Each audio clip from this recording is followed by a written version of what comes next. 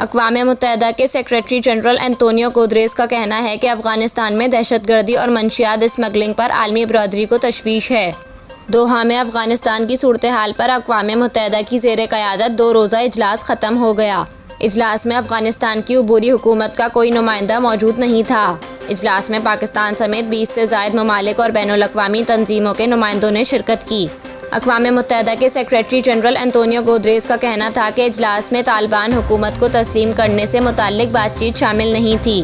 तालिबान से मुलाकात मुनासिब वक्त पर होगी। एंटोनियो गुतेरेस का कहना था कि अफ़गानिस्तान में दहशतगर्दी और मंशियात स्मगलिंग पर आलमी बरादरी को तशवीश है। माशरती उमूर में अफ़गान ख़वातीन की शमूलियत का ना होना भी बाइसे तशवीश है। दूसरी जानिब तालिबान हुकूमत ने ख़वातीन के काम और तालीम पर पाबंदी हटाने का मुतालबा मुस्तरद करते हुए इसे अफ़गानिस्तान का अंदरूनी समाजी मामला करार दिया है।